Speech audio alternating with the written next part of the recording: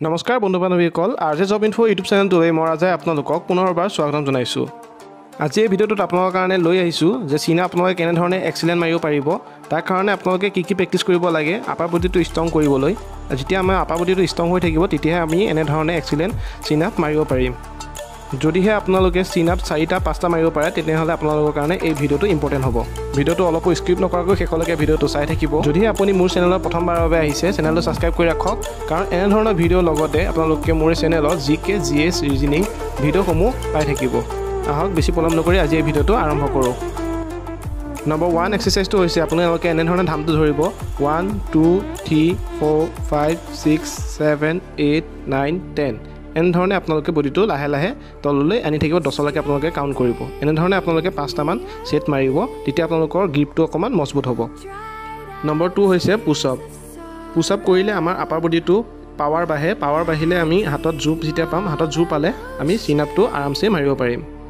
যদিহে আপুনি আপোনাৰ চেষ্টটো ইনক্ৰিজ কৰিবৰ কাৰণে বিচাৰিছে তেতিয়াহ'লে আপোনালোকে এনেধৰণে পুছ আপ কৰিলেও আপোনালোকৰ চেষ্টত ইম্প্ৰুভ দেখা যাব।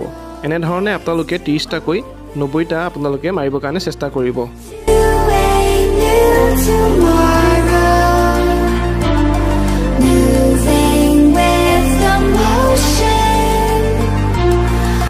থাৰ্ড এক্সাৰচাইজটো আপোনালোকে এনেধৰণে বন্ধু এজনক সহায় লৈ আপোনালোকে এনেধৰণে হাতেৰে খোজকাঢ়িব। হাতেৰে খোজকাঢ়িলে আমাৰ কি হয়, বাহুৰ পাৱাৰটো বাঢ়িব।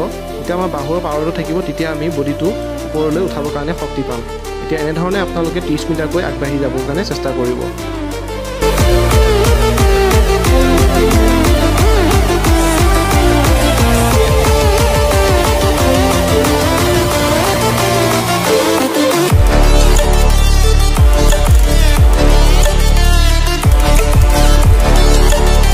নম্বৰ 4 এক্সাৰচাইজটো আপোনালোকে এনেধৰণে ৱাল এখনৰ সহায় ল'ব।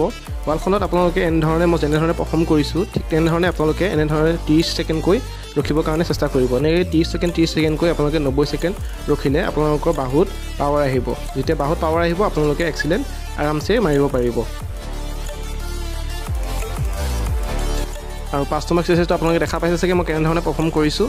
ঠিক এনেধৰণে আপোনালোকে 30টাকৈ মাৰিবৰ কাৰণে চেষ্টা কৰিব। আৰু এক্সাৰচাইজটো কৰিলেও আপোনালোকৰ বাহুত পাৱাৰ আহে। তেনে বাহুত যেতিয়া পাৱাৰ থাকিব, পাৱাৰ থাকিলেহে আমি ভালদৰে পাৰফৰ্মেঞ্চ দেখাব পাৰিম। যেতিয়া আমি এক্সিলেণ্ট দেখাম, এক্সিলেণ্টত আমি ফুল মাৰ্ক থাকিলেহে আমাৰ ৰিটিনৰ কাৰণে কোৱালিফাই হ'ম। ৰিটিনত যেতিয়া কোৱালিফাই হ'ব তেতিয়াহে আপোনালোকৰ সপোনবোৰ পূৰা হ'ব। আজিলৈ ভিডিঅ'টো ইমান আছিলে। ভিডিঅ'টো চাই যদি ভাল পালে ভিডিঅ'টো এটা লাইক কৰি চেনেলটো ছাবস্ক্ৰাইব কৰি কাষত থকা বেল আইকনটো প্ৰেছ কৰিবলৈ নাপাহৰিব। জয় অসম।